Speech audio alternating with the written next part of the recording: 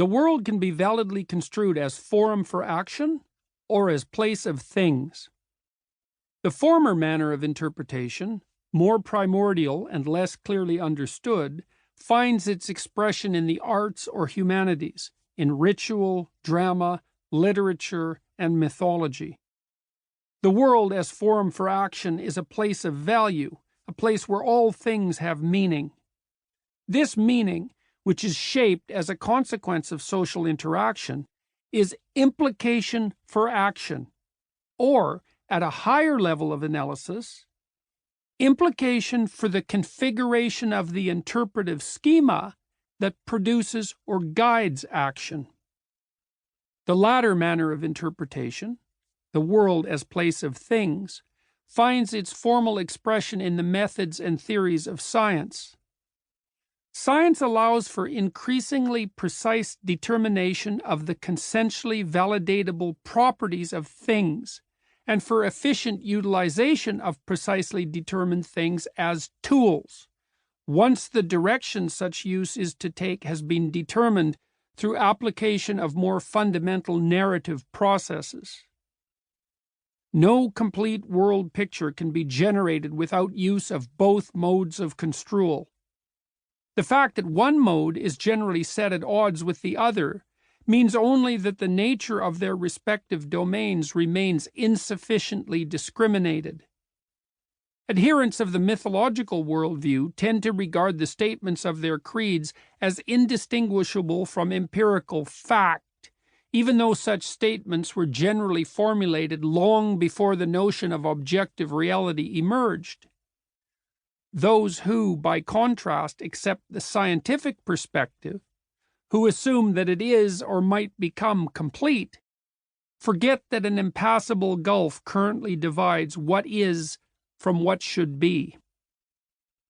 We need to know 4 things: what there is, what to do about what there is, that there is a difference between knowing what there is and knowing what to do about what there is, and what that difference is.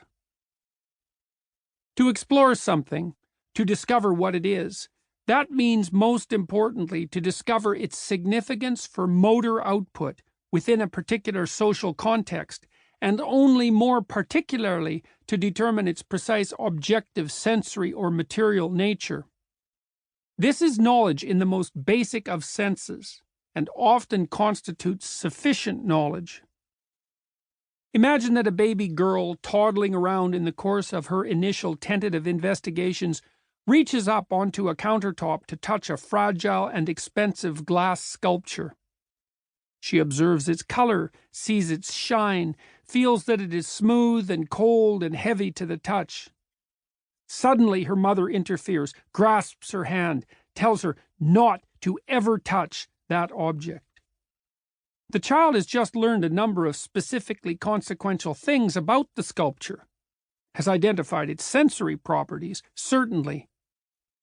More importantly, however, she has determined that approached in the wrong manner, the sculpture is dangerous, at least in the presence of mother, has discovered as well that the sculpture is regarded more highly in its present unaltered configuration than the exploratory tendency, at least, once again, by mother.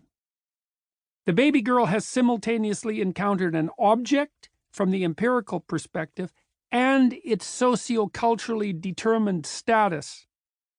The empirical object might be regarded as those sensory properties intrinsic to the object. The status of the object, by contrast, consists of its meaning, consists of its implication for behavior. Everything a child encounters has this dual nature, experienced by the child as part of a unified totality. Everything is something and means something, and the distinction between essence and significance is not necessarily drawn. The significance of something, specified in actuality as a consequence of exploratory activity undertaken in its vicinity, tends naturally to become assimilated to the object itself. The object, after all, is the proximal cause or the stimulus that gives rise to action conducted in its presence. For people operating naturally, like the child, what something signifies is more or less inextricably part of the thing, part of its magic. The magic is, of course, due to apprehension of the specific cultural and intrapsychic significance of the thing, and not to its objectively determinable sensory qualities. Everyone understands the child who says, for example, "I saw a scary man."